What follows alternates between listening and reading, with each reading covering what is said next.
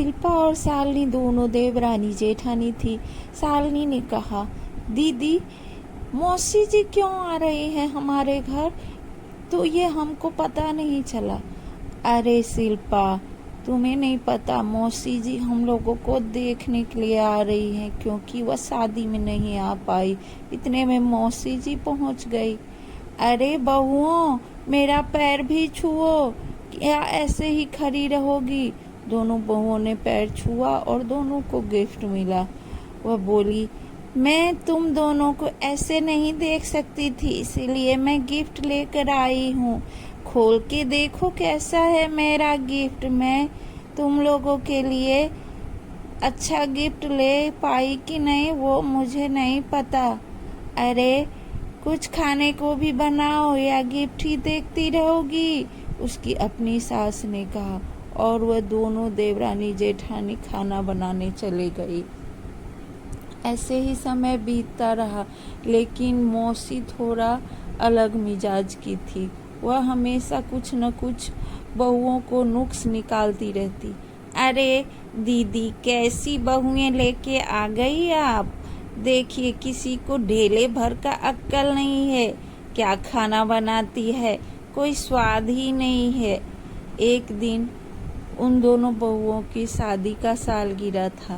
तभी मौसी कहने लगी, अरे मुबारक हो तुम दोनों को शादी का सालगिरह। और हाँ, आज घर में खाना नहीं बनेगा, आज हम लोग बाहर ही चलेंगे खाना खाने।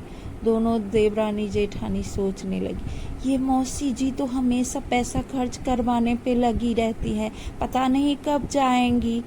और यह सोचकर वह दोनों देवरानी जेठानी बहुत परेशान रहने लगी।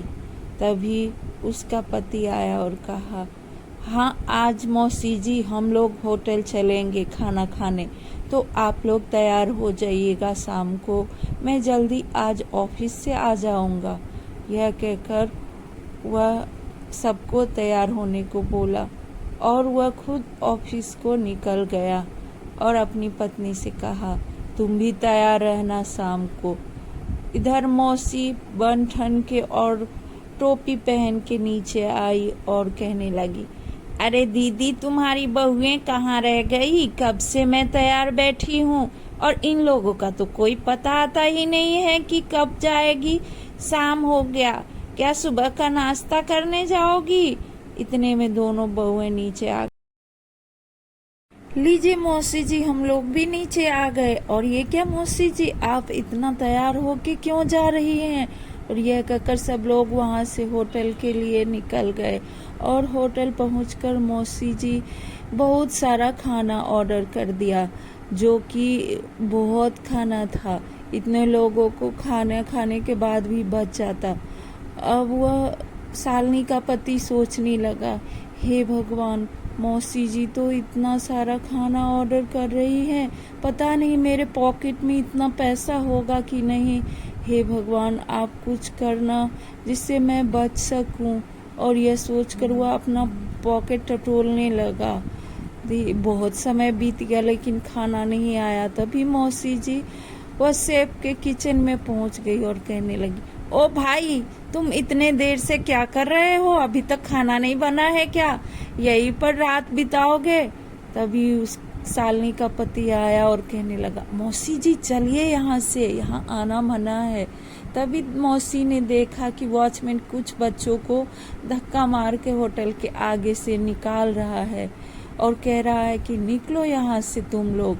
लेकिन उसमें से बच्ची सब बोल रही थी, कुछ खाने को दे दीजिए। तभी मौसी वहाँ आई और वॉचमैन को जोरदार थप्पड़ मारा और उन सारे बच्चों को वहाँ से लेकर अपने टेबल पर आ गई और बोली, चलो बच्चों, तुम लोगों को जो खाने का मन करे वो ऑर्डर दो।